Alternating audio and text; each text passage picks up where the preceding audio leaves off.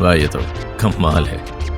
ठीक है, मुझसे अक्सर पूछा गया है कि मेरा ड्रीम फोन कौन सा है, और अक्सर मेरा जवाब कुछ ऐसा होता है जो असंभव लगता है, क्योंकि मुझे एक फोन की स्क्रीन चाहिए, दूसरे फोन का कैमरा और इधर से एक बड़ी बैटरी चाहिए और उस फोन का हाई एंड चिप भी, और फिर मैं चाहता हूँ सबको जोड़ दूं एक साथ। लेकिन अब एक फोन है जो लग रहा है कि वो वैसा ही है जैसा एक फोन की स्पेक शीट अभी के वक्त में हो सकती है। अगर तुम 2025 का ड्रीम फोन बनाओ बिना लिमिट के बजट में, तो शायद तुम शुरू करोगे स्नैपड्रैगन 8 एलीट से और कुछ 16 GB रैम और 1 TB स्टोरेज, और फिर एक ultra bright high refresh rate AMOLED और बहुत पतले बेजल्स चारों तरफ मत भूलना। फिर कम से कम 6000 mAh की बैटरी, पर वो भी सिलिकॉन कार्बन वाली ताकि फोन पतला रहे, और फिर दे दो 100 वॉट चार्जिंग और 50 वॉट वायरलेस चार्जिंग, और साथ में रिवर्स चार्जिंग भी डाल दो।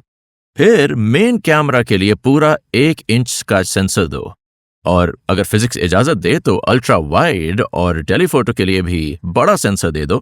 असल में 2 टेलीफोटो दे दो, जो भी चाहिए वो सब डाल दो, मतलब जो भी आप चाहो उसमें। Wifi 7, NFC, dual SIM, IP69 भी जरूरी है, यहाँ तक कि एक इंफ्रारेड एमिटर भी, वो भी चाहिए। और हाँ, यही है पूरी की पूरी स्पेक शीट इस फोन की। ये है Oppo Find X8 Ultra। ये एक नया अल्ट्रा फ्लैगशिप है जो अमेरिका में नहीं आया है, जो मेरे लिए थोड़ा निराशाजनक है, पर भगवान, ये फोन, ये असल में वो सब है जो इंसान 2025 में कर सकता है अगर एक भी कोना ना काटो। अब इसका डिजाइन काफी सिंपल है, अगर मानो कि पिछला Oppo Find Ultra ऐसा दिखता था। अब ये थोड़ा मिक्स हो गया है बाकी फ्लैट साइड बॉक्सी जैसे फोन्स के साथ, जिसमें बड़ा कैमरा बम्प है। हाथ में फोन फ्लैगशिप जैसा ही लगता है, फिर भी इसके अंदर 6100 mAh बैटरी फिट कर दी है। वैसे कैसे नहीं पूछना पड़ेगा, हमें पता है उन्होंने ये कैसे किया है। ये सिलिकॉन कार्बन बैटरी है जो मैंने 2025 की शुरुआत में आप लोगों को बताया था। हमें पता है हाई एंड फ्लैगशिप फोन अब सिलिकॉन कार्बन बैटरीज के साथ आएंगे, जिससे ज्यादा कैपेसिटी मिलती है, और फिर भी फोन पतला रहता है। और सिर्फ कैपेसिटी नहीं, ये चार्ज भी करता है 100 वॉट पर, तो डेड से फुल तक पहुंच जाता है सिर्फ 40 मिनट में, जो बहुत ही सुविधाजनक है। लेकिन जब भी फोन थोड़ा भी लो हो, बस कुछ मिनट चार्ज करो और ऐसा लगेगा जैसे फिर से लगभग पूरा चार्ज हो गया हो। कमाल है। और फिर 50 वॉट वायरलेस चार्जिंग भी है और रिवर्स वायरलेस चार्जिंग भी साथ में है। बैटरी से इससे ज्यादा और क्या मांग सकते हो। सामने की ओर स्क्रीन भी बेहद कमाल की है। 1440p resolution super sharp, check. 120 hertz LTPO, वो भी चेक।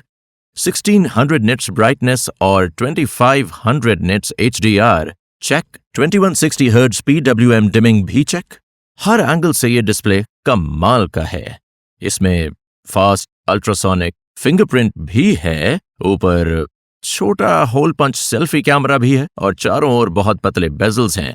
ऐसे डिस्प्ले से और क्या मांगोगे भला। मुझे लग रहा है जब इसका कीनोट होगा तो ज्यादा फोकस कैमरा फीचर्स पर होगा, क्योंकि यहीं से चीजें ज्यादा क्रेजी लगती हैं। और हाँ, कैमरा सिर्फ स्पेक्स नहीं होता, उससे भी ज्यादा कुछ होता है, जाहिर है, जैसे कि ट्यूनिंग, कलर साइंस, प्रोसेसिंग वगैरह। लेकिन इसका कैमरा स्पेक शीट बहुत ही कमाल का है। इस फोन के पीछे कुल 5 कैमरे हैं। पहला कैमरा 1 इंच वाला प्राइमरी सेंसर है, जो पहले से ही बहुत बड़ा है, कमाल है। मैंने इसके बारे में थोड़ा बताया है, अगर आपने मिस किया तो ये वही सेंसर है जो RX100 जैसे कैमरा में आता है। ये सेंसर बहुत रोशनी खींचते हैं। इसमें 50 मेगापिक्सल है, ऑप्टिकल इमेज स्टेबलाइजेशन भी है, f1.8 एपर्चर, और ये सेंसर फोन के अंदर काफी जगह लेता है। iPhone 16 Pro Max से 63% बड़ा है। Galaxy S25 Ultra से भी 69% बड़ा है। दूसरा कैमरा 3x टेलीफोटो है, वो भी बहुत बड़ा है। ये 50 मेगापिक्सल सेंसर S25 Ultra के टेलीफोटो से 300% बड़ा है। ये इनका प्राइमरी कैमरा जितना ही बड़ा है जैसा Find X8 और ROG फोन में होता है। एक और टेलीफोटो कैमरा भी इसमें है, एक और 50 मेगापिक्सल सेंसर जो 6x जूम करता है। ये भी 30% बड़ा है S25 Ultra के दूसरे टेलीफोटो से, और iPhone 16 Pro Max के दूसरे टेलीफोटो से 36% बड़ा है।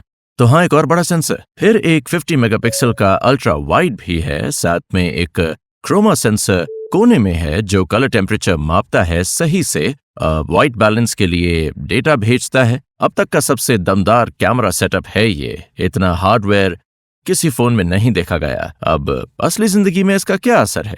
मैंने कुछ दिनों से ये फोन यूज किया है। बड़े सेंसर से ज्यादा रोशनी मिलती है, डेप्थ ऑफ फील्ड भी और शैलो हो जाती है। बताता हूं, मैंने ज्यादा फोकस टेलीफोटो कैमरा पर किया। जैसे कहा था, वो ज्यादा रोशनी पकड़ता है, इसलिए एक्शन बेहतर फ्रीज हो पाता है। इसके फास्ट शटर स्पीड से एक्शन को फ्रीज कर पाते हैं और तुम्हें लो लाइट शॉट्स मिलते हैं जो कम ग्रेनी और बेहतर दिखते हैं। और ये स्मूथ सॉफ्ट बैकग्राउंड ब्लर के साथ ऐसे लगते हैं जैसे रियल कैमरा से आए हों। सेम चीज प्राइमरी सेंसर में भी है। डेप्थ नॉर्मल से भी ज्यादा शैलो हो जाती है, जहां कभी कभी फोकस मिस भी हो जाता है और ये और ज्यादा ऑब्वियस हो जाता है। मतलब फिजिक्स भाई। पर सही सॉफ्टवेयर ट्यूनिंग के साथ sky is the limit. Chroma sensor खास तौर पर वाइट बैलेंस फिक्स करता है जब सीन में लाइटिंग मिक्स्ड हो, और 3x कैमरा मैक्रो भी ले लेता है ताकि तुम्हें सब्जेक्ट के एकदम पास ना जाना पड़े, जैसे अल्ट्रा वाइड मैक्रो में करना पड़ता है, जो पिछले साल के फोन्स में काफी कॉमन था। और जूम का फारदेस्ट लेवल है 120x तक। थोड़े एआई प्रोसेसिंग के साथ जब नॉर्मल लोगों या चेहरों पर यूज करते हो तो ये अजीब लगता है, पर अगर टेक्स्ट पढ़ना हो कैमरा से तो बस फोटो लो और 1 सेकंड दो प्रोसेस को। फिर ये बेस्ट कोशिश करता है कि टेक्स्ट को समझ पाए और कई बार सही रिजल्ट भी दे देता है। तो एआई को सलाम, मुझे लगता है ये थोड़ा तो बेहतर हुआ है। अगर किसी को क्यूरियोसिटी हो तो फ्रंट कैमरा भी अच्छा है। 32 मेगापिक्सल और ऑटो फोकस भी है। और वीडियो साइड पे स्नैपड्रैगन 8 एलीट पूरा जोर लगा रहा है क्योंकि phone 4K 120 FPS Dolby vision video कर सकता है 1x और 3x दोनों कैमरा से। मैं अगला ऑटो फोकस चैनल वाला वीडियो इसी फोन से शूट करने वाला हूं ताकि फुटेज दिखा सकूं और आप आवाज भी सुन सको माइक की। तो सब्सक्राइब जरूर करना अगले कार रिव्यू के लिए, जो इसी कैमरा से बनाया है। वैसे स्पेक्स का मैक्स आउट होना अधूरा होता अगर कुछ एक्स्ट्रा चीजें न मिलती इस फोन में, जैसे IP68 और IP69 दोनों, क्योंकि फोन पर पानी की गर्म धार भी पड़ सकती है शायद, और हैप्टिक्स भी गजब के हैं। लेटेस्ट वाईफाई 7 चिप भी है फोन में, 1 TB UFS 4.1 स्टोरेज और 16 GB रैम भी। इंफ्रारेड ब्लास्टर भी दिया है जो थ्रोबैक फीलिंग देता है, जो अब फोन्स में नहीं मिलता आमतौर पर। फिर भी तुम किसी भी टीवी को ऑन ऑफ कर सकते हो, भले ही वो टीवी तुम्हारा ना हो। और अगर ये सब काफी नहीं था तो 2 एक्स्ट्रा बटन भी दिए गए हैं। और यहीं पर याद आता है कि ओप्पो कितना शेमलेस हो सकता है कभी कभी। तो टॉप लेफ्ट कॉर्नर में इन्होंने अलर्ट स्लाइडर को हटा दिया और एक कस्टमाइजेबल एक्शन बटन दे दिया। मेरा मतलब यही शॉर्टकट बटन है, यहाँ शॉर्टकट बटन, जिसे सेटिंग्स में जाकर कस्टमाइज कर सकते हो इन 8 प्रीसेट एक्शंस में से किसी एक के लिए। बिल्कुल वही जो एप्पल ने अपने एक्शन बटन में किया था। कोई फुल कस्टम ऑप्शन नहीं कि कोई भी ऐप खोल सको, काश ऐसा कर सकते, लेकिन कॉमन फंक्शंस यहाँ मौजूद हैं। और फिर फोन की साइड में जो छोटा कटआउट है उसे क्विक बटन कहते हैं और ये टच सेंसिटिव है स्लाइडिंग के लिए, और डबल टैप करने पर कैमरा खोलता है और हाँ, कैमरा को कंट्रोल भी कर सकता है। कैमरा कंट्रोल कॉपी करने में कुछ ही महीने लगे, तो हाँ, लेफ्ट राइट स्लाइड से जूम इन जूम आउट कर सकते हो। हाँ, थोड़ा शेमलेस लगता है और सच कहूं तो थोड़ा इरिटेटिंग भी। अक्सर गलती से दब जाता है बिना इरादे के। अगर तुम्हें नए आईफोन का कैमरा कंट्रोल पसंद है तो ये फीचर अब इस फोन में भी मौजूद है। लॉन्ग प्रेस करने पर बर्स्ट शूटिंग भी कर सकते हो। अगर पहले कभी ओप्पो फोन यूज किया है तो जानते हो कि इनकी शेमलेसनेस गहरी है। ColorOS 15 की तरह ये अभी भी अच्छा है और इसमें खुद के फीचर्स भी हैं, लेकिन iOS की कॉपी को अनदेखा करना जो वो करते हैं, सेटिंग्स ऐप से लेकर स्प्लिट नोटिफिकेशंस तक और क्विक सेटिंग्स डायनामिक आइलैंड के लिए, कैमरा लेआउट के लिए, सब कुछ, यहां तक कि लॉक स्क्रीन कस्टमाइजेशन के लिए भी। मेरा फेवरेट पार्ट है जहां ये कहते हैं कि तुम ओप्पो से सीधे आईफोन में एयर ड्रॉप कर सकते हो क्योंकि बिल्ट इन एयर ड्रॉप है।